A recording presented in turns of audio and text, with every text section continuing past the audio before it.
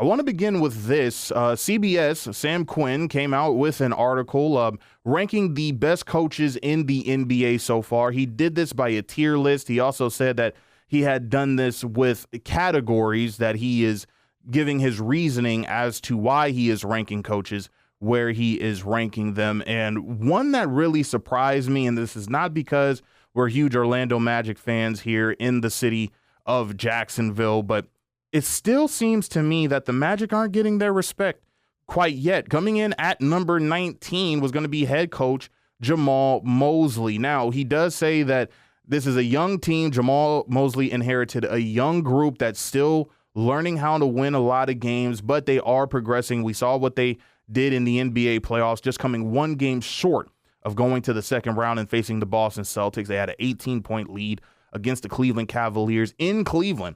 Game 7 just wasn't able to finish the deal there. You have to believe that the Orlando Magic are going to come out guns blazing once the ball tips off for the regular season. But he does believe that the team on defense isn't buying in, which to me, I don't believe. He says that this can't solely be the Jonathan Isaac and Jalen Suggs show, almost saying that those are the only two real defenders that they have on that end of the basketball court. And I understand that he's talking about last season. I do believe, however, that you're going to see Jalen Suggs and Kentavious Caldwell-Pope, who they acquired this offseason, be absolute terrors on the defensive end. He still believes that maybe Paolo Banchero is a guy that you still have to talk into playing defense because he carries so much of the offensive load. Listen, I think Paolo Banchero, if that is to be the case, is going to be one of the better defenders, two-way guys in the NBA, because in today's game, you really have to showcase your two-way ability. And here's a guy that's about 6'9", 6'10", can run the floor like a deer, can score with the best of them. I think was probably a player that benefited the most from the opportunity that he got playing in the NBA playoffs with such a young roster. He and Franz Wagner are going to be a tandem that is going to be a force to reckon with for years to come. But to get back to Jamahl Mosley, and you ranking him at number 19 under guys, I should say, like Taylor Jenkins from the Memphis Grizzlies, which I understand he hasn't had Ja Morant over the last year and a half. So you believe that when he has a guy such as Ja Morant in his lineup, he's looked at as one of the better coaches in the NBA. But Quinn Snyder, I understand that from his Utah days, he was one of the better coaches that we had in the association, but he's with an Atlanta Hawks team that's really almost running in place. Would you like to argue? They're not really getting worse, but they're not getting better. And Jamahl Mosley, every year since he's been named the head coach of the Orlando Magic, the team has gotten better. The team has gotten wins that maybe a lot of individuals didn't think that they were going to be able to get. Heck, I was one to argue the beginning of last season when I was talking to a couple of NBA guys that maybe the Orlando Magic would make the playoffs via the play-in. They completely shocked the world, and they were able to go to the playoffs and hang with the Cleveland Cavaliers team as the number 5 seed in the Eastern Conference. Jamahl Mosley has done an absolute great job, and you've heard it week to week when the show was on terrestrial radio. We had guys such as Dante Marchitelli, Jeff Turner, Kendrick Douglas, Jake Chapman, Jonathan Osborne, Philip Rossman Reich. All of them spoke glowingly about the job that Jamahl Mosley has done. This is going to be an individual that should get more respect, but the Orlando Magic now have to show this for another year. So if he is putting him in a tier, which he does, that says you're doing well, but it's still a tad bit early before we can have you skyrocket up a list, then the Orlando Magic now have to potentially get back to where they were a year before. They're going to have to be one of the top 4 seeds within the Eastern Conference and win their first round series. Not just get it to a Game 7, not just get it to a Game 7 and be up 18 points at the half, but close it out and get to a second round and make it competitive in the second round, whether you're facing a team like the Philadelphia 76ers or even the Boston Celtics, if you're looking to dethrone them, because that's going to be one of the teams in which you're going to have to face in order to get to the NBA Finals, or at least that's presumed so. CBS also wrote an article when it comes to Paolo Banchero, saying that he's probably the second best player in the NBA when you are accounting for guys that are age 22 and younger. But Hoops Hype, when we talked about the top 25 players in which they listed, they had Paolo Banchero somewhere in the early 20s. I think that Paolo Banchero is probably listening to that. Paolo Banchero is probably seeing that. There really isn't a lot of respect going to Paolo Banchero as of yet because the Orlando Magic haven't won yet. And that's a fair argument for you to use. But there can also be an argument that if Jamahl Mosley would have won that first round series, would he still be the 19th best coach in the NBA? I don't know. Now, he does rank J.J. Redick as the last coach in terms of status in the NBA, and I get it. You don't want to put a lot of pressure on a guy that's coming out of the podcast room into the NBA sidelines with no prior coaching experience. And I don't want to put a lot of pressure on J.J. Redick, even if that's coming from a Los Angeles Lakers fan. This is a guy who many were trying to say he could possibly be the next Pat Riley. But Pat Riley was an assistant coach for 2 years before he took an NBA job being a head coach full time. Jason Kidd, we saw come from the stands to then being an NBA head coach, but he failed in Brooklyn. He also failed in Milwaukee. He had to fall on his face a couple of times. So I can understand the reasoning as to why a guy like Sam Quinn would rank J.J. Redick last. Now, here was another interesting one that I thought about. He does have Doc Rivers kind of in the middle of the pack here. I mean, just, the mid-teens, late teens. Doc Rivers, doesn't it feel like he has just a lot to prove? I mean, he's been a great coach, but it really hasn't shown itself since 2008 when he won the championship in Boston. Look at the names that this guy has had since winning that championship in Boston. Blake Griffin, Chris Paul, DeAndre Jordan. Remember that LA Clippers team? Wasn't able to get them to the Western Conference Finals. Joel Embiid, James Harden, wasn't able to get that team over the hump either. Now he has Damian Lillard and Giannis Antetokounmpo, and I understand that was a team year one trying to figure everything out. He came in the last half of the season, had him playing great post All-Star, but this is going to be a guy now in a Milwaukee team that has a lot to prove, in my opinion. We talked about the Philadelphia 76ers in the last show. This time, I think Doc Rivers is a guy that is going to need to win now. Giannis is probably a guy that wants to win now as well. Damian Lillard said he wants a championship on his resume. They're going to have to figure it out there in Milwaukee. So that was something in which I agreed with. Now, Nick Nurse, he has as one of the elite coaches. I think he had him at number 4, maybe number 5 in his list. Nick Nurse now has a lot of eyes on him now. Joel Embiid just signed a 3-year contract extension. You break the bank to get Paul George. Tyrese Maxey is going to be a guy in which is going to be an exciting third piece, maybe even the second piece. We'll see how Paul George wants to play that out with the star guard. If it doesn't work here, it seems to me Joel Embiid is giving this at least 3 more years after his original deal is done. He's going to give this 3 more years. If it doesn't work out, I think heads begin to roll in Philadelphia. I like what Nick Nurse has done. Nick Nurse is an NBA championship winning head coach. He did so with the Toronto Raptors, with Kawhi Leonard. We remember that in 2019 and what a great job and what a great showing he was able to display with the Toronto Raptors in defeating the Golden State Warriors. Well, now you have 3-star players, and he really hasn't had that in his career.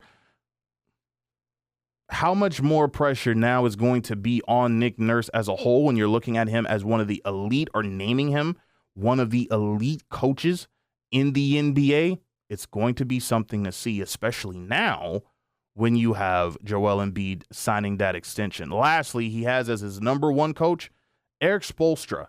Eric Spoelstra, because he has taken teams that maybe had no business going to the NBA Finals, maybe having no business defeating a few of the teams that they have over the years after the LeBron James, Dwayne Wade, and Chris Bosh saga.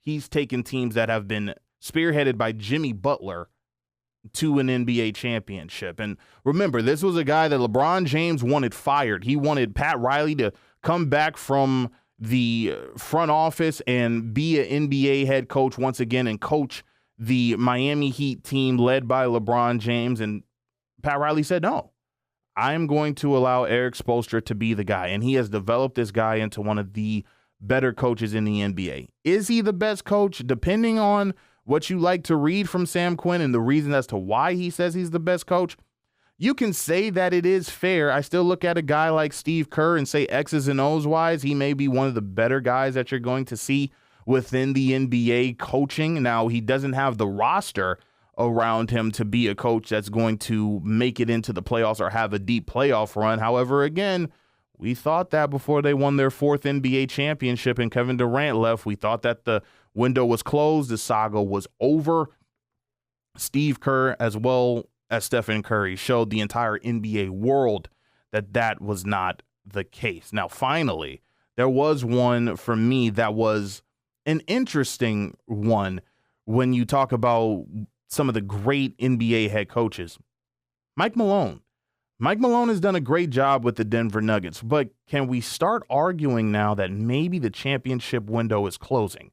Now, I'll say no. Of course, I'll say no. When you have a guy like Nikola Jokic on your team, you're always going to be in the mix, but you have lost a lot of pieces after winning your NBA championships or going deep into the playoffs. You've lost out on Jeff Green. You have lost Kentavious Caldwell-Pope. You lost Bruce Brown after a drunk Mike Malone said, hell no, Bruce Brown is not going to be leaving the Denver Nuggets. Now this is a team that has paid Jamal Murray. They've also paid Nikola Jokic. They're also paying MPJ, Michael Porter Jr. And now you have to wonder, are they going to pay top dollar to keep Aaron Gordon? That'll probably be your core 4. But is this a team within the Western Conference that is going to be able to continue to fight the way that they do when the West is getting so much better? And that is going to be the question for me when it comes to this NBA season and where they have Michael Malone ranked. If the window is not closed, he has to be able to show that. If it is closed, how much longer does he stay in Denver? Denver is always going to be a competitive team, as I said before. However, it seems like the window is starting to close because of the pieces in which you have lost. Those are just my opinions. You can read the full article on CBS. I would love to hear your opinions as to where coaches were ranked, and is Jamahl Mosley not getting a fair shake as to where he was ranked in the top coaches in the association. When we come back, we're going to talk about one of the teams that I think is going to be slept on this season and may get a play-in spot in this year's NBA season, and that is the Houston Rockets. Jackson Gatlin from Locked On Rockets is going to join us next to talk everything Alperen Şengün, Jalen Green, Ime Udoka, and the rest of that Houston Rockets bunch. Our next guest from the Houston area does a great job covering the Rockets. It is Jackson Gatlin. He is the host of Locked On Rockets and Locked On NBA Pods. He covers the Houston Rockets team and the NBA at large. This guy is one of the most incredible basketball minds that I have come across during my short time of being in the business as a producer, now calling myself a host. But Jackson has definitely been one of those guys to where if I call him up and ask if he can give us some insight on the Rockets, he's always immediately saying yes to every invitation, this one being no different. So humbly thank Jackson Gatlin for coming on the program with us. Jackson, how are you, man? First off, I'm always excited to talk Rockets basketball, especially with you, my guy. This is supposed to be an exciting season. Absolutely. The Rockets just came off a season where they had a 19-win improvement. They are getting back Tari Eason in the fold. They just drafted Reed Shepherd. They brought in Steven Adams at the trade deadline last year, but we didn't get to see him play. Right. He's healthy and on track for being an impact player this year. There's a lot of positives going into this season, and I think the expectation is the Rockets should be headed to the playoffs this postseason. And that's really where I wanted to start, because I've been saying now, pounding the table this offseason, that the Houston Rockets, I feel, are going to be a team that's going to be slept on. And I just wanted to get your thoughts on the year in which they had. I know Alperen Şengün was out for quite some time with an injury, but Jalen Green absolutely blacked out and went crazy. Steven Adams, we weren't able to see, as you mentioned, due to injury, but I feel like he is going to be a much-needed piece, especially on the defensive end for the Rockets. So just tell me what you saw last season and what you liked out of the young squad? Well, so I mean, what we saw last season is that Alperen Sengun took that level up, right? He became an all-star caliber player, 21-9-5. Those are definitely all-star, caliber numbers. Obviously didn't get the official nod, didn't officially become an all-star. But I think we saw him take that step up, and we saw the coaching staff really embrace him as the team's best player. Now, for Jalen Green, we did see him struggle for like 2/3 of the season. Now, it was immediately post All-Star break when the Rockets started to pick up the pace and play with more tempo, which was, a whole thing that Ime Udoka was very transparent about in the start of the season. He wanted them to slow things down. He didn't want them turning the ball over as much. He wanted to clean up all the mistakes defensively. And in order to do that, he kind of hindered or put a ceiling, put a cap on the offense and basically told them slow it down. And that does not exactly play to Jalen Green's strengths. So post All-Star break, when we saw the Rockets picking up the pace, we saw Jalen start to play a little bit more comfortably, right? We saw him getting out in transition, more transition opportunities, and he actually started playing significantly better before the Alperen Sengun injury. So if there's one thing that I'd like to make sure that everybody's clear on is we got to dispel the notion Jalen Green did not start playing well because Alperen Sengun got hurt. Right. And it's not that those two guys can't coexist. It just so happened that the Rockets started playing faster, and Sengun was part of them playing faster before he got hurt. And I do think that kind of having gone through that and understanding now all the basics that Ime wanted to instill with this team, they don't have to go through that again, right? He doesn't have to put the training wheels on again at the start of the season and just kind of, coax them through, hey, okay, this is how we get back on transition, or this is how we, this is how we're going to defend this. We're not going to turn the ball over. All those little things that he had to iron out, all the big issues from the Silas era, he had to fix those. He had to break this team down and build them back up. So I think that what we saw from Jalen Green in the month of March, while I don't know if he's going to be like that full-time, starting this season, I do think that's going to be closer to the version of Jalen Green that we get to start this year rather than the big adjustment period, the learning period that he had last season. For Tari, it was just unfortunate that, he had the injury, but Tari's Tari. He impacts the game in a big way when he's out there. I thought Jabari Smith Jr., we saw him take a big step forward.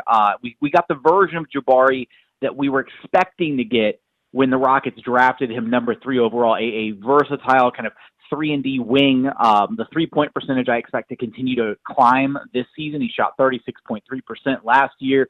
Fully expect that to get up to the 38, 39. Hell, if he could hit 40%, that would be sensational. And then the Rockets' 2 rookies were phenomenal. I mean, Amin Thompson made a major impact. Cam Whitmore did a lot in very little amount of time given on the floor. I mean, we saw Amin Thompson injected into the starting lineup once Alperen Sengun was down due to injury. And I fully expect both of those guys to have a big role moving forward into this next season. Now, talk to me about who I feel is the face of the franchise now, and Alperen Sengun. I understand he had the injury going late into the season just this past year. But in terms of his development, what's the next steps in your opinion? Well, I think a big part of it for him was just adjusting to how teams are now going to guard him, right? When you become the number one guy, when you become the face of the franchise, the number one guy on the scouting report, whatever, there's going to be an adjustment period. And I think we saw early in the season last year where the Rockets went on this, 6-game win streak. They beat the Kings a couple times. They beat the Nuggets in there. Like they were rolling. And then teams realized, all they're doing offensively is dumping it down low to Alpi or letting him isolate, from 15 to 18 feet. And if we double team him or triple team him, then we're just literally going to make anybody else on the floor beat us. And unfortunately, the Rockets weren't super equipped at that point. Right. They weren't running, any very complex offensive schemes. It was literally just 4 out. They were dumping it down to Sengun and letting him post or post up whoever was guarding him. I expect. First off, I think that Sengun had to go through that learning experience. He had to learn how to handle double and triple teams. He had to understand the timing of it, right? How to bait the double team and then kick the ball back out versus, when to still take it himself, when to draw the fouls. Like there's a lot that goes into that when you are becoming a star level player. It's hard to figure out the timing of it all, right? Processing where these defenders are coming from, how to attack a certain situation. And you're not always going to make the right decision, right? I mean, we had James Harden here in Houston for years, and James Harden would deal with double and triple teams all the time. And sometimes he would make the wrong decision, right? It's just, it takes those real game reps of seeing how other teams are going to guard you. And so I think for him, his next level up is now that he knows what to expect being the number one option. I think that it's going to be a lot easier for him coming into this year, understanding how he needs to counter some of those double and triple teams. And it's less of a thing to do with Şengün, but I think the coaching staff also has to do a better job of putting other guys in positions to be successful around Şengün, right? We can't just have four guys standing around on the perimeter watching Alpi go to work. You've got to have like little wrinkles in the offense. You've got to have little flare screens being set to open up shooters. You've got to have backdoor cutting happening so that Şengün can use his court vision to create, easy little passes for his teammates to score, at the rim with very little defensive resistance. So for Şengün, I mean, it's more so just embracing and continuing to build on what he did last year. And I will say, I think probably cleaning up just the efficiency a little bit. I think the efficiency could be better than it was. But as long as he keeps trending this direction, then I think he has a really good chance to become a legitimate all-star this season. Jackson Gatlin, our guest. He is the host of Locked On Rockets as well as the Locked On NBA pods. He is covering the Houston Rockets and the NBA at large. You can follow him on Twitter at JT Gatlin. Your thoughts so far on the job Ime Udoka has done in Houston? Ime's been absolutely everything the Houston Rockets needed. I've been on record as saying this, and I'll say it one more time. Ime Udoka is the most important piece of the Rockets rebuild. He's more important than Jalen Green. He's more important than Alperen Şengün. He's more important than any of the other draft picks throughout this rebuilding process. Getting a top-tier head coach to be able to put your organization on the right path going forward is more important than any of the top draft picks that you could get. The only piece, if the Rockets had somehow lucked into Wemby, then I would have been all right, fine. Right. Wemby more important than Ime. But you look at how top-tier head coaches have shaped the NBA landscape. I'll just use this example. The Miami Heat with Eric Spoelstra, right? The Miami Heat continually are a team. Now, yes, they've got Jimmy Butler, they've got Bam, they've got a good roster, but they also have guys that they've got a G League farm system, and they've got undrafted guys that they bring in, and they basically just plug and play these guys into their quote-unquote Heat culture that Spo has established. And they remain a competitive team year in, year out, despite dealing with injuries, despite not having Jimmy Butler for chunks of last season. They're still a really good competitive team. And I think that Udoka is that kind of coach where he's able to just get the most out of his roster, even a suboptimal roster. I mean, he was dealing with a hampered Jalen Green for 2/3 of last season. Right. He was, he lost, Amin Thompson for a chunk of time and got a ton of, beneficial minutes out of a third-string guard in Aaron Holiday.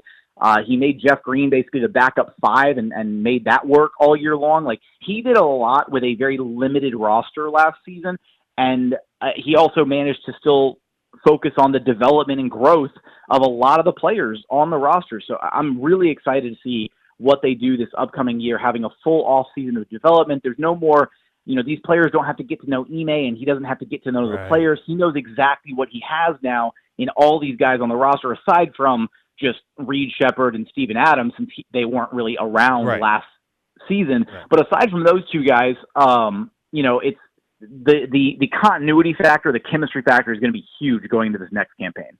Reed Shepherd, I mean, he played very, very, very well in Summer League, liked what I saw out of the young guard from Kentucky, but there is a lot of young talent on this Houston Rockets team. I understand that Ime is going to try to put Reed in the mix of all of this and give him some time on the floor. But how do you see Reed being utilized by this Rockets team? Well, first off, Udoka runs things like a meritocracy, right? So if you're not one of the best players, he's not going to play you. If at the end of a game, if you're not one of the best five that he thinks gives him the best chance to win a game, you're going to be on the bench. And so that's how he's always run things. He doesn't care about hurting feelings or whatever. He wants to win basketball games. That being said, I do fully expect Reed, with his skill set, with his poise already at this young age, I think he's going to be the de facto backup point guard this season. I think he's going to, on night one of the NBA season, he's going to be getting, his 12 to 15 minutes a night backing up Fred VanVleet. He already plays like a poor man's Fred VanVleet, skill set, style-wise. There's a lot of parallels in how the two of them play the game of basketball. And so the benefit there is, one of the best things about Fred is he's incredibly versatile in the players that you can put around him, because Fred can be used either on ball as your primary initiator, or he can be placed off ball as a floor spacing 3-point shooting threat. I think we're going to see a lot of those similarities overlap and play into how Reed Sheppard was utilized for this Rockets team, because he can play on ball, he can run the offense, all that stuff. But I do fully expect them to take advantage of his shooting ability, of his floor spacing. We heard Amin Thompson the other day in an interview say that he's got Curry-like range, which is a huge compliment. Right. And so I don't want people to think that just because, Reed Sheppard's going to get the backup point guard minutes behind Fred VanVleet, it doesn't mean that Amin Thompson's future as a point guard or as the Rockets point guard is necessarily dead. It's just, we saw last season, Amin really wasn't ready for that responsibility yet to be a full-time NBA ball handler. There's a lot of pressure that comes with that. And so for Amin, it depends on how much he's worked on this summer and how much better the handle has gotten. The shot isn't even an issue. Like that's a different discussion for a different day. The shot has to get better at some point, but if he just improved his handle, then he's already in the same tier as guys like Russell Westbrook, Ben Simmons, guys who are elite athletes, great handle, great court vision, great passing ability, but can't shoot worth a lick, right? And that's okay. You can still be an all-star, all-NBA caliber player even without the outside shot. Right. And because he's going to be playing a lot of minutes with Reed Sheppard, I fully expect the Rockets this season to at least experiment a little bit with Amin Thompson being the primary ball handler. So Reed's going to be the de facto backup point behind Fred, and then Amin will get his fair share of attempts, I think, kind of initiating the offense with Reed playing off ball. Jackson Gatlin, our guest, talking about the Houston Rockets. He's the host of Locked On Rockets as well as Locked On NBA Pods. Make sure to follow him on Twitter at JT Gatlin. One of the guys that I have completely fallen in love with on this Houston Rockets team is that of Cam Whitmore. I understand that sometimes he can do a little bit too much, and he did talk about that at some point during the regular season last year. But do you see Cam getting more minutes on the floor for Houston this season? So, look, I love Cam's game. I think he's an elite play finisher. He is if you look up the definition of a bucket in the dictionary, that's Cam Whitmore. That's what he does. Yeah. He's incredible. But I do think, unfortunately, there are so many mouths to feed on this Rockets team. And when you look at the way that he impacts a game, I think that he's not as dynamic as some other guys on this roster offensively. I think defensively, he still has a long ways to go. He's a capable one-on-one defender when the ball is right in front of him. But off ball, he still needs to work on his awareness, his attention to detail, little things like that, rotating timely. So I do think that of all the guys, of everybody in like the core seven or just whatever, we look at like the bench unit, the backup guys, I think Cam is probably going to be the guy getting squeezed for the least amount of minutes. Okay. Because you envision, Jalen, Fred, they'll get 30 and a half minutes, whatever, it's not 30 and a half, sorry, like 34, 35 minutes apiece as the starters. And then that leaves, anywhere from like 20, we'll say 36 minutes apiece for Fred and Jalen, right? That leaves an extra 12 minutes at both of the guard spots. That's 24 minutes you got to somehow split between Reed Sheppard and Cam Whitmore. Right. And I just think that what the Rockets desperately missed last season is when Fred VanVleet went to the bench, and Ime's spoken about this. He was very upfront about it. He was like, our offense just comes to, it falls off a cliff when Fred's not in the game. There's a reason that at one point last season, Fred VanVleet led the NBA in minutes per game because he was the training wheels for this Rockets team. Right. So now you have a kid who, already plays like a poor man's Fred VanVleet in Reed Sheppard. His skill set is going to be so necessary for this Rockets team to be able to keep things going even when Fred hits the bench. So I think that Cam is still going to play a role on this team, but I wouldn't be shocked if, he's the guy who's getting the least amount of minutes off the bench of the guys that we project to be in the core, 9-10-man rotation. So I think it's going to be something like maybe 10, 12 minutes a night for Cam, probably a significant drop from what he was playing last season. Now, ESPN comes out with an article speaking on that the Houston Rockets could be one of the more interesting teams to watch over the next 12 months and really looking forward to the offseason for next year, talking about the cap space in which they can open up and the draft capital that they continue to have. Just talk about the rebuild and the job that you think Raphael Stone and company have done, because we're already talking about this team possibly going to the playoffs next season. I understand that the James Harden era didn't, equate in a championship. You eventually let him go. You are now believing in the young group in which you have, and it seems like the light is starting to click for a lot of these guys. Just talk about the rebuild job and what you think of what Rafael Stone has done with this club. Yeah, well, first off, I'm looking at the Rockets this next season. They're the party crashers, right? They're the team that they didn't make the playoffs this last year, but they're so set up to take such another big step forward. Again, they won 41 games. I don't see how, like, even if they had just had a healthy Tari Eason last season, I think a healthy Tari Eason turns into maybe 3, 4, 5 more wins for this squad. And we might have been talking about the Rockets in the play-in tournament last season instead of just missing it by a few wins.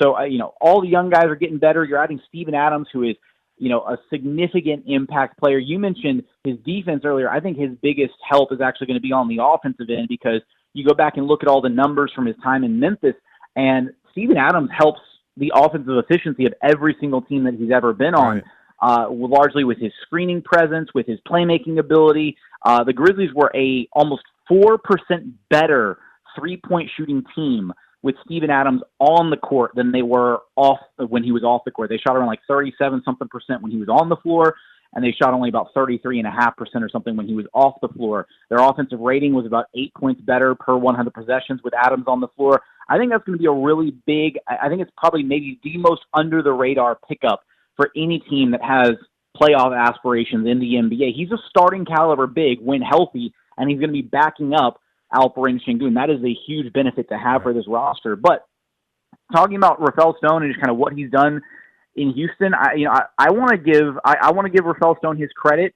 The Rockets have they bottomed out, and they got a ton of young talent, and then they got the right veterans in the mix in Fred VanVleet and Dylan Brooks and Jeff Green last season to help these young guys kind of take the step to playing competitive basketball, all that stuff. But I really want to give a ton of credit here to Rockets ownership, Tillman Fertitta, actually, because not a lot of owners would willingly sign off on, yep, we're just going to be bad for 3 years straight. We're going to be the laughing stock of the NBA. We're going to be one of the worst teams in the association. Like, that's a lot of pain tolerance for the ownership to endure and have to deal with. I remember first year of the rebuild, first official year of the rebuild, not like the transition year where they traded James Harden like 9 games in.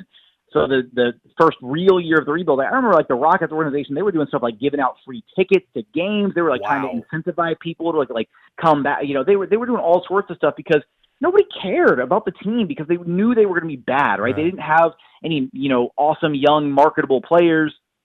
Jalen Green was the number 2 overall pick, but he hadn't stepped foot on an NBA court, so it's still kind of hard to market. So they really took their lumps for 3 years to bottom out consistently and to be able to build up this young, exciting core of 7 incredibly talented players. And again, I think the ownership group deserves a lot of credit for that. Rafael Stone's pulled the strings along the way. He's made some of the really impactful decisions. The decision to not trade James Harden for Ben Simmons is a really big one, right? The Brooklyn Nets package proved to be incredibly successful in the sense that the direct, tangible results of that package so far are Tari Eason and Reed Shepherd. Like, that's fantastic. That's two of your 7 young core members directly as a result from that trade. And then he was the guy that decided, the Rockets traded for Alperen Sengun too, that first year of the rebuild, and they got him from the OKC Thunder, number 16 overall. So there have been a lot of really important decisions made, but no decision as important as Ime Udoka becoming the head coach. And that one's maybe more sort of a stroke of luck, right, than anything, given his situation and his exit from Boston. But worked out really well for Houston. Final couple of moments with Jackson Gatlin. He is the host of Locked On Rockets, Locked On NBA Pods, covering the Houston Rockets and the NBA at large. 2 more for you before we let you go. Just have to talk about Jalen Green. I know you've brought him up a lot here during the interview, and once again, thank you for giving us a couple moments of your time. I understand that Jalen's not going to be able to do what he did towards the end of the season when Alp was out. You also mentioned that he was able to do just a tad bit of that while Alperen Sengun was in the lineup, and that it can't be done. But what kind of a role do you want to see Jalen Green have? If Alperen Sengun's the obvious number 1 scoring option and he being the 2, kind of what role would you like to see Jalen Green have with the team this season? Well, just to clarify really quick, RJ, I think Jalen Green could do what he did in March. I'm not going to sit here and hold my breath expecting it. If only because in March, I mean, he was playing like one of the arguably maybe the best player in the world, right? It was basically him and Luka, and then nobody else was even in their stratosphere. So I'm just trying to set realistic expectations for Jalen Green. But the thing about what we saw in March is we saw a more confident and controlled Jalen Green. We saw a Jalen Green that felt more comfortable in a more up-tempo style, playing with more pace, getting out in transition. Jalen Green being able to get out in transition is a big part of him getting in rhythm. Jalen Green is a rhythm player. And so I think the biggest thing this season is going to be, he's not going to go through the first half or two-thirds of the season adjusting and learning how to play winning basketball. I think there were points where he was thinking about what he was supposed to do on the floor rather than just doing it, right? There's moments where you see players start to press a little bit and they're overthinking stuff. And I think that for Jalen, it was arguably for any of the players on this Rockets roster dating back to the Steven Silas era, it was the biggest adjustment for Jalen Green to his expectations playing under Ime and what this team tried to achieve last year than any other player on the roster. Right. Because with Steven Silas, it was just roll the ball out there and let KPJ and Jalen go to work, right? And that's basically what we saw for 2 straight seasons. Yeah. And now with Ime and with them kind of embracing Şengün as the best player, you had to change that dynamic around considerably. And so I think for Jalen, it's just, can he find ways to get in rhythm? Can he find ways to be comfortable?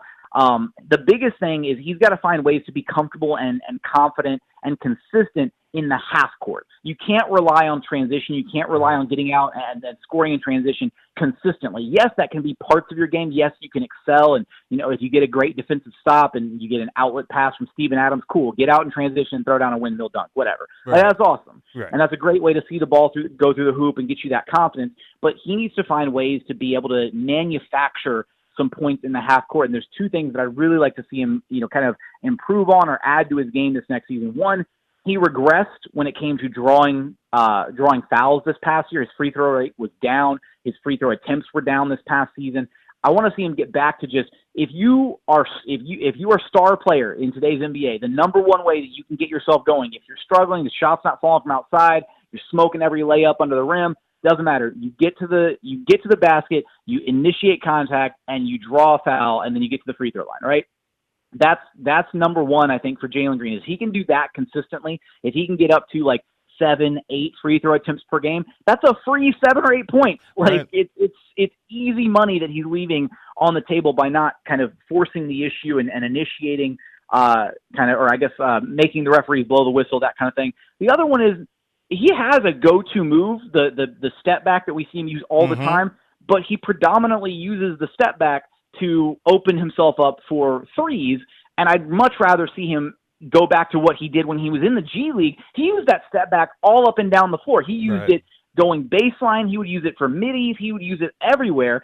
I want to see him go back to using that step back to create separation and get to some mid-range jumpers to get himself going. I know that a midi jumper is not necessarily the most, analytically beneficial shot, but I've said this, I don't know how many different times, if that shot helps get Jalen Green going, if that's the shot that he needs to see a couple of them go down before he starts knocking down the threes, then by all means, let him take those shots. Let him get comfortable on the floor rather than trying to turn him into something he's not, where the Rockets, for the past couple seasons, it looked like they basically want him, shooting anywhere from 8 to 10 threes a game. But if you're just not a good three-point shooter, that's not a good use of his skills. Now, I know that they've been working with him on the outside shooting, and hopefully he comes in with a more consistent outside shot this season. But I look at him in more like the De'Aaron Fox kind of mold, where Fox doesn't rely, or even John Morant, right? Neither of those two guys rely on their three ball to be the biggest piece of their offensive pie. Right. They rely on getting downhill, putting pressure on the defense, using their playmaking, all these different tools, all of which Jalen Green has. So if he can find ways to stay in rhythm, get in a rhythm that don't necessarily involve relying on that three ball, because the three ball is so volatile, right? If he misses the first few threes and maybe his confidence is shot, whatever, it's tough. So that's kind of what I'm hoping for and expecting from Jalen Green this season. He is Jackson Gatlin. He is the host of Locked On Rockets and Locked On NBA Pods. Does a great job covering the Houston Rockets and the NBA at large. Make sure to follow this guy on Twitter at JT Gatlin. Jackson, thank you so much for coming on the program. Certainly hope to do this again once the regular season rolls around and we're back on the terrestrial radio side. But thank you so much for giving us a couple moments of your time here. RJ, thank you so much for having me. You know, I'm your guy when it comes to Rockets. Anytime you want to talk Rockets ball, just hit me up. Always happy to join. Mr. Bob Rathbun, he's a play-by-play voice of the Atlanta Hawks. You can follow him at Bob Rathbun TV, and he gives us just a couple moments of his time to talk the latest about the Atlanta Hawks. Mr. Rathbun, thank you so much for giving us a couple moments of your time. How are you, sir?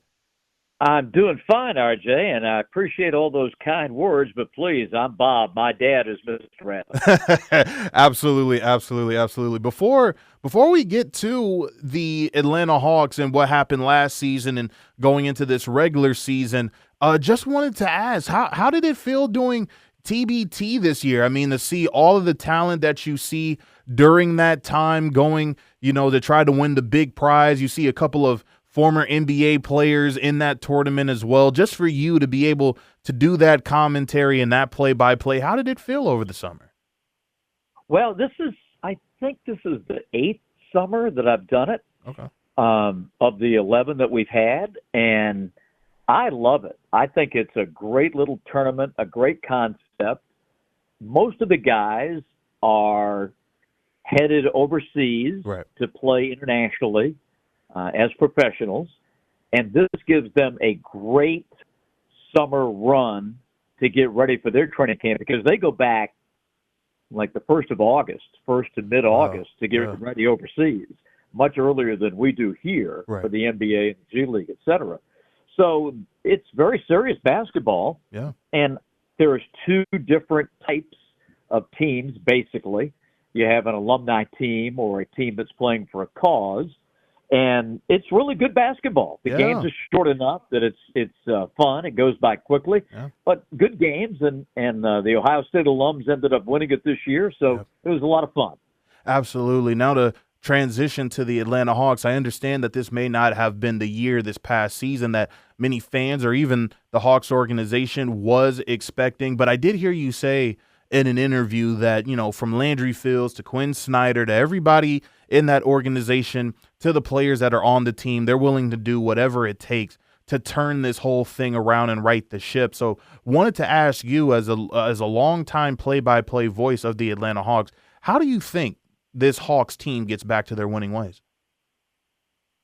I think the biggest thing for us, RJ, is just to stay healthy. We only had our top 8 guys together for 18 games. We went through just a really tough year with injuries. Trae Young had the first significant injury of his life. We lost our star small power forward, Jalen Johnson, to injury 4 different times. One, he broke his wrist, and then he had a series of ankle difficulties. Our backup center, Onyeka Okongwu, lost a third of the season. Sadiq Bey, who started for us at the 3, he went down with a knee injury. So it was just one after the other, and we just could not compensate. So I think the big thing for this Hawks team, even with the trade of DeJounte, is just to stay healthy with what we have, and I think we'll be okay. I sort of see this Hawks team somewhere finishing between 6th and 10th in the East, if all goes well. And if they do that, they'll probably have a winning record, and I think that'll get us back on track. Absolutely. And speaking of DeJounte Murray, I understand that the NBA game is a business, and sometimes you do have to make the hard decisions, and DeJounte Murray was traded to the New Orleans Pelicans over the offseason. Just give me your reaction to the move and what you thought about DeJounte when he was in Atlanta. Well, he's an excellent player. He averaged over 20 points a game and won several games for us single-handedly last season, particularly when Trae was out. But even when they were playing together, I think they just came to the realization, RJ, that it wasn't going to work. You had 2 ball-dominant point guards that needed it in the middle of the floor, and they just could not play together. It wasn't any fault of their own. It just didn't mix right. Their skills are too similar. Right. And so they tried it for a couple of years and decided to move on. Trae still, with DeJounte by his side, averaged 27 points and 11 rebounds, and those are outstanding numbers. Right. But I think they looked at the numbers and they said, we're not as good with them together as they are separate. Trey's numbers and DJ's numbers were better when they were out there alone rather than combined. So they just made the call to move on. Nobody's fault. They tried it, didn't work, and time to turn the page. Absolutely. Bob Rathbun, our guest. He's the play-by-play voice for the Atlanta Hawks. Make sure to follow him at Bob Rathbun TV.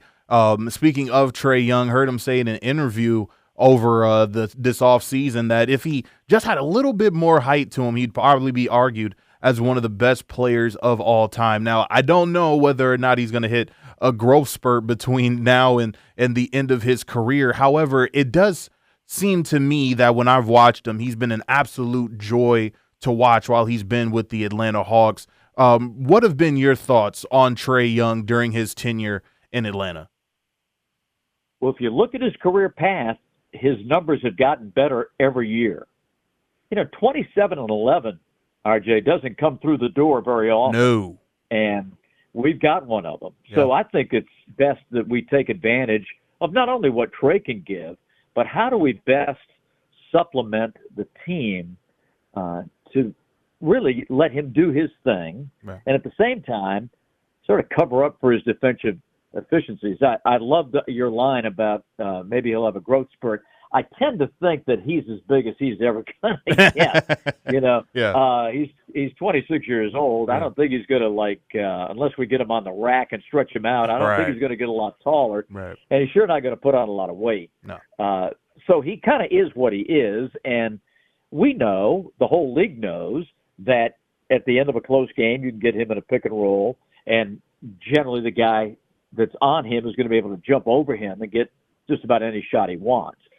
How can we best go forward and still have Trae on the floor at the end of a close game? And that's the task for Landry and Quinn, to figure that out and to get some defensive people in. I think we did that. I think Dyson Daniels coming over from New Orleans is one of those kinds of guys. DeAndre Hunter is already with us and has been, is an excellent defensive wing. Jalen Johnson's great. Capella led the league in offensive rebounds and still a great rim protector, Onyeka, et cetera. So I think we built the roster to help come up with a way to sort of mask Trae's defensive inefficiencies. Right. And if we can do that, I think we'll be okay. It's hard to outscore everybody every night, but I do think our offense is at such a point where if we can get to 120 a night consistently, then I think if we just improve 5% at the defensive end of the floor, that will translate into more wins.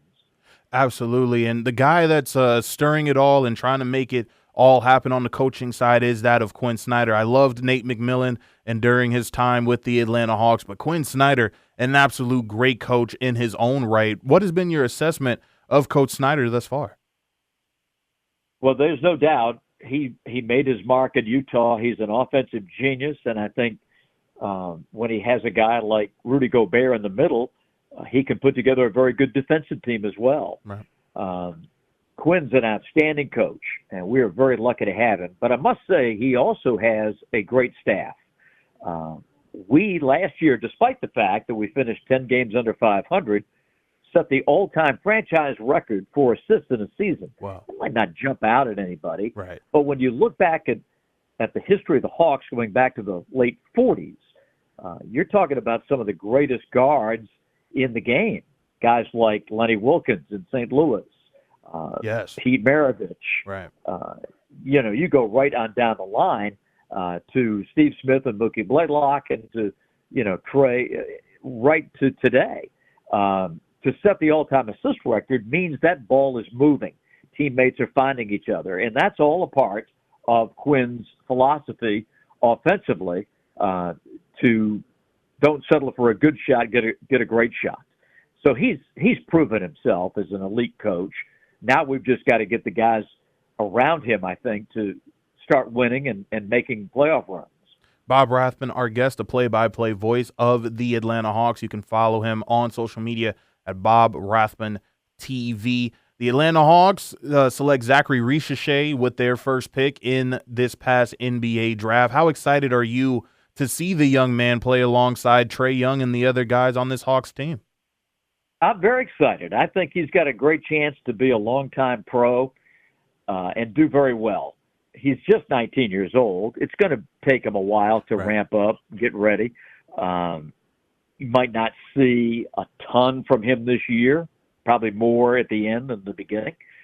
But I think he's got a lot of things that you'd love to see in a young player. He's got footwork. He can get over screens. He likes to play defense. I think his shot will come. He's more of a 3-and-D guy right now, but I think his ability to create his own shot will come. But he's very smart. He's very personable. He's got a great attitude, great spirit. I think big things are ahead for Zachary Richichet. I saw all the workouts. I saw everybody they brought in. Not everybody came in, but of the guys they brought in, once we got the number one pick, he was clearly the best of the bunch. And I think they picked the right guy. He's not going to be a Victor Wembanyama transitional player like that at the top of the draft. It wasn't that kind of a draft. But I do think he's going to be a solid pro and a probably a borderline all-star going forward. Absolutely. Got 3 more questions for you. They all have to do with former Atlanta Hawks, but definitely would love to get your insight on them. Number one, because actually as we are doing this interview, I am wearing Steve Smith's Atlanta Hawks jersey, and you brought him up in as well as Mookie Blaylock. I feel like one of the underrated backcourt duos that we had during the NBA at that time. Just talk to me about Steve Smith and the talent that he was while he was with Atlanta.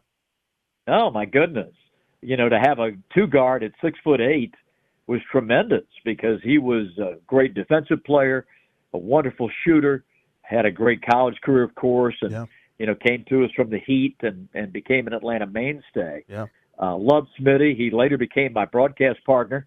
So we go back a long way, and I think your assessment is spot on. Very, very underrated.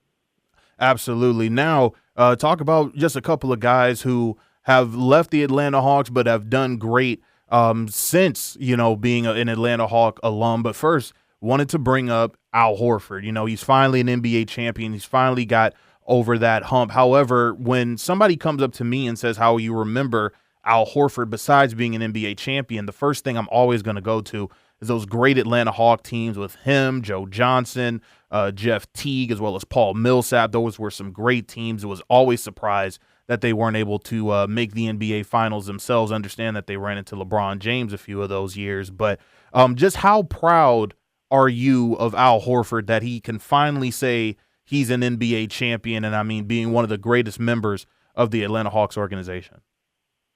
I wish we still had him. Very happy for Al. Right. He's a class act through and through. He's a winner. You talked about it. Yeah. His days at Florida, winning back-to-back national championships, sort of set the sail for him.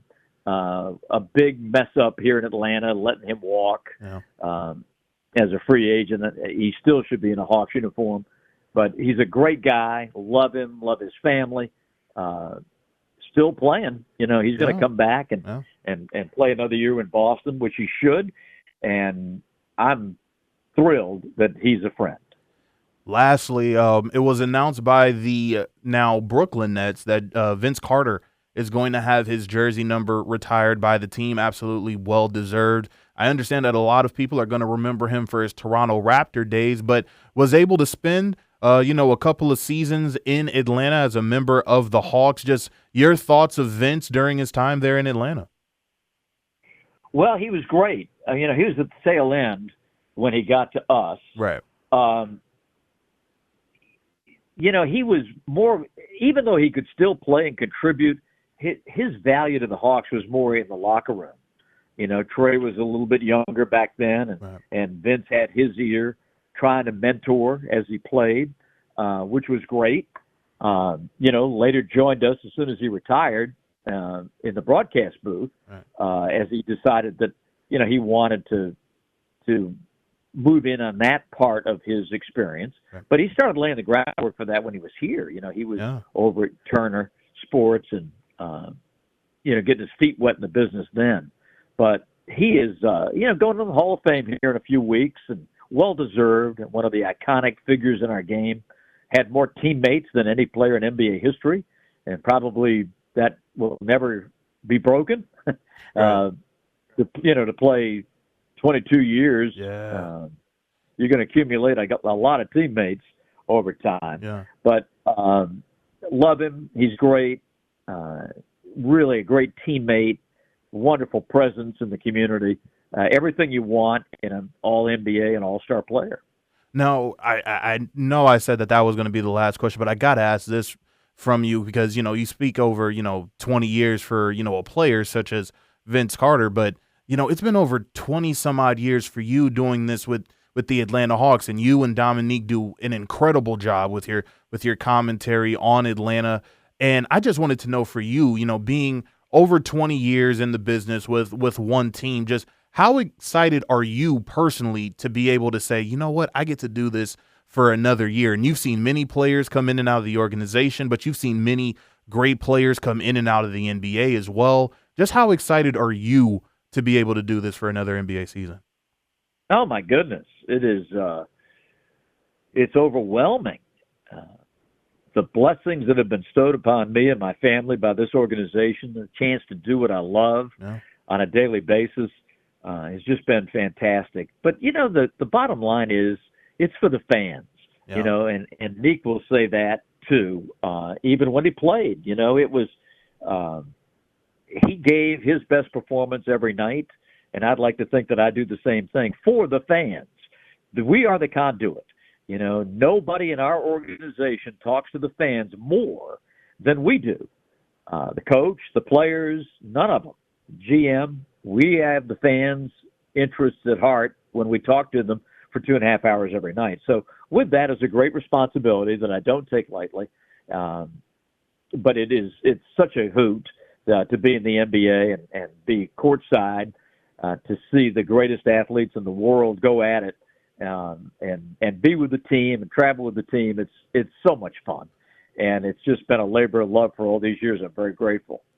Oh, I gotta ask this because talking about Dominique Wilkins, and you're able to sit next to him, for 82 games and talk about the Atlanta Hawks, but that's one of the greatest players of all time, one of the greatest Hawks of all time, if not the greatest Hawk.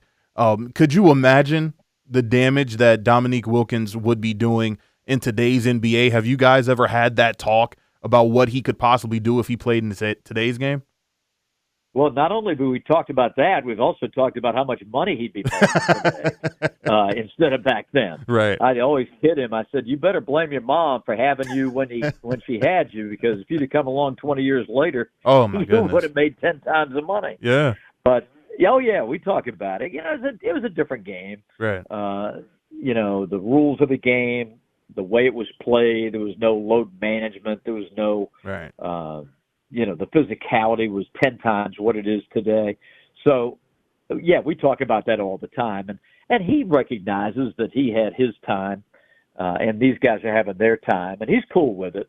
But there's no doubt, if he was playing today, I think a lot of the old-timers, Wilt Chamberlain, for example. Oh, man. If he averaged one season 50 points and 25 rebounds a game. Average that for a complete season. And if somebody came along and did that today, ESPN would melt to the ground. Oh, my They wouldn't know how to handle it. Right. And I think the same thing is true with Nick. You get a guy that I think, he hadn't played a game in 30 years, and I think people have forgotten really how hard he played night in and night out. I mean, they went to war. Oh, man. And Nick never missed a game. No. He's playing with broken fingers and twisted ankles and all that stuff. So, we talk about it all the time. Absolutely. Bob Rathbun, our guest. He's the play-by-play voice of the Atlanta Hawks. It's going to be an exciting season, and I'm going to definitely enjoy listening to him as well as Dominique Wilkins this season as they talk all things Atlanta Hawks. Make sure to follow him on social media at Bob Rathbun TV. Bob, thank you so much for giving us a couple moments of your time. Here's to another great season to both you and the Hawks, and definitely hope we can do this again sometime down the road. Well, anytime. It's a pleasure being with you, and best of luck to you, and let's get ready for the basketball season. Thank you to both Jackson Gatlin as well as Bob Rathbun for coming on the show with us to discuss the Houston Rockets as well as the Atlanta Hawks on today's program. Make sure to follow them both on their social media channels, and let's keep following the Atlanta Hawks and the Houston Rockets, both teams looking to make it back to the NBA playoffs. It's been quite some time since both teams have been able to do so in terms of being able to make noise during the tournament season of the NBA. So before we get out of here, and I would love your thoughts on this conversation in the comments section, we're going to discuss something that came up on NBA Today on ESPN. Kendrick Perkins was asked who's the best player in NBA history to never have won a regular season MVP award, and the name that he brought up was Kawhi Leonard, saying that he's had some of the greatest playoff runs in NBA history, and he's broken up quite a few teams in the process of having some of those great playoff runs. Now, I agree with the fact that Kawhi Leonard has been a guy that maybe you would have thought would have won one MVP award at his peak, but let's be honest, it's been a lack of availability for Kawhi Leonard as to the reason why he has not won a regular season MVP award. I think he's only played 72 games twice in his career, and that's dating back to San Antonio as well as the Toronto Raptors before he got to Los Angeles and played with the Clippers. But there have been a few times in which Kawhi Leonard, you could have argued, could have won that MVP award. I think his best season was probably the year Steph Curry won it, and that was also the year that the Golden State Warriors won 73 games, won 73-9. Don't you remember that? That feels so long ago. But a lack of availability is one of the big reasons why Kawhi doesn't have it. However, this is still going to be a guy that's going to be a first ballot Hall of Famer, whether or not he is able to win such an award as the regular season NBA MVP. But I wanted to kind of also do this exercise where we look at a few players of the modern game. So I'm going to start probably by the 2000s and go on from there to present day 2024 to some players who haven't won or did not win an MVP award in their career that I find quite surprising. Number one being that of Jason Kidd. 2002, I mean, he's traded from the Phoenix Suns to the New Jersey Nets, a team that was really trying to figure out their way. The Stephon Marbury, experiment didn't work the way in which that they wanted it to. So you bring in probably one of the best point guards of that time and also one of the greatest point guards we've ever seen in NBA history, in that of Jason Kidd. And he takes an inferior New Jersey Nets team to about 52 wins on the year. He's also led that team to back-to-back NBA Finals appearances. Now, he would lose out on the MVP award to that of the San Antonio Spurs' Tim Duncan. Tim Duncan averaged about 26-12, 26-13, if I stand corrected, during that year. And you could say that he had the better San Antonio team. Heck, they won 56, 58 games that year. But if we are to argue each and every year when we say one person won the MVP, but we think it should have been this individual, Tim Duncan, Jason Kidd, that 2002 year, maybe you can argue there that Jason Kidd, if everything was everything, he improved a team that without him was almost dormant. Maybe the MVP award goes to him that year. Dwayne Wade, and this is going to be a guy for me, I think when we look back at his career, Kobe Bryant, LeBron James got in the way a lot as to the reason why Dwayne Wade, even though he's still the third best shooting guard in NBA history, just my opinion, he didn't have that illustrious award as a part of his accolades. Remember, this is a guy that took a team that I believe won 15 games a year prior.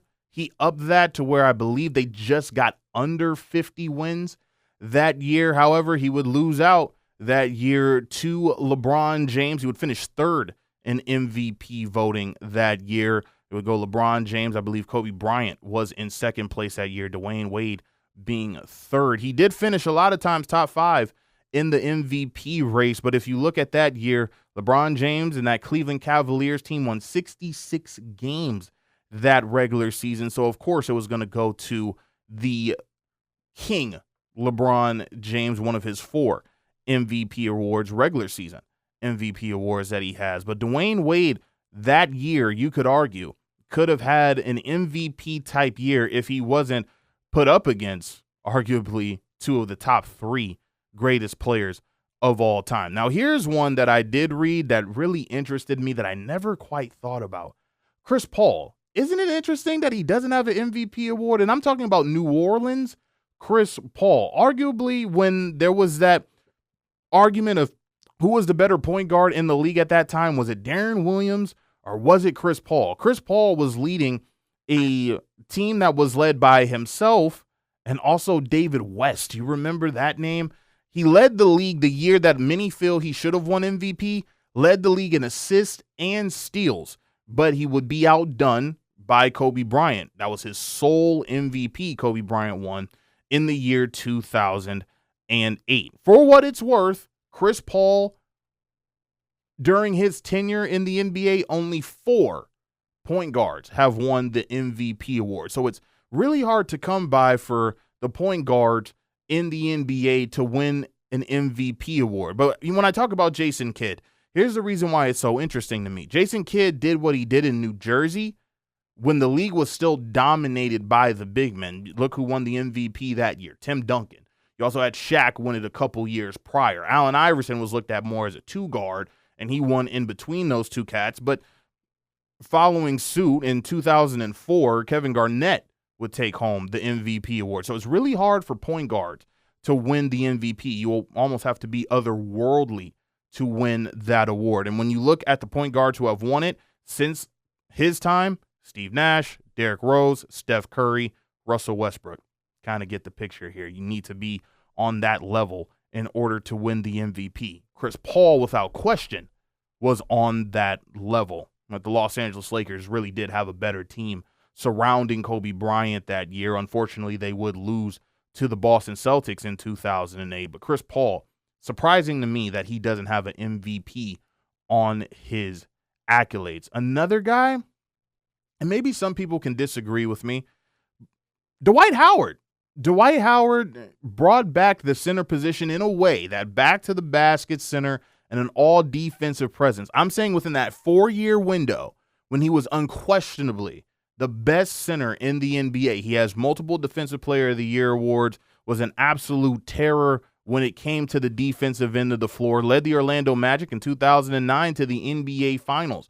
But he would be outdone by a few guys himself, one of those guys being LeBron James, winning another MVP award.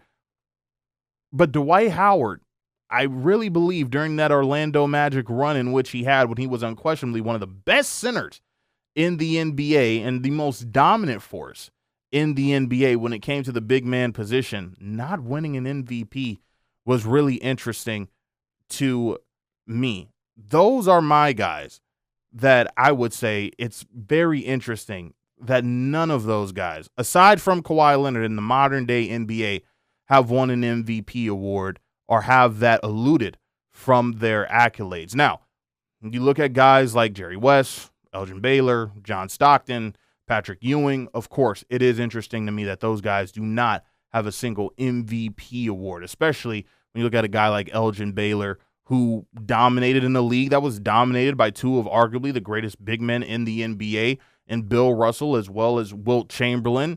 You also had his teammate in Jerry West who was doing that as well. Hey, he won the NBA Finals MVP, although the Los Angeles Lakers lost to the Boston Celtics. Believe he averaged just about 40 a game. I think that's what the stat line shows. That's what the record shows.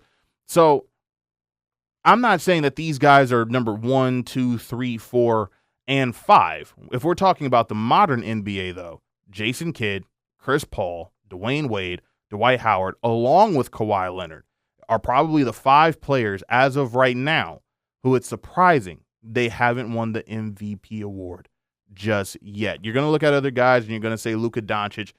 I'm sure he's going to win some MVP awards. You may see also Anthony Edwards win an MVP. SGA came close. I think his name's going to be there once again this season to win a regular season MVP award. Hey, we may see another point guard win the illustrious most valuable player in Jalen Brunson if he's able to do what he did just this past season with the New York Knicks. But if you're telling me my 5 right now, it's definitely going to have to be those 5. Jason Kidd, Dwayne Wade, Kawhi Leonard, Dwight Howard, and Chris Paul. My thoughts, would love to hear yours. That's going to do it for us, though, on this episode of Open Gym here on 1010XL. We thank you once again for joining us and listening to all the basketball talk that we have here on the program. If you liked anything about today's program, just make sure to like, comment, and subscribe. Also share with every single one of your friends and let them tell their friends who love hoop, because that's what we are here to talk about with you. So for John O'Leary, that makes it all happen behind the scenes, I'm RJ Saunders. This has been Open Gym on 1010XL.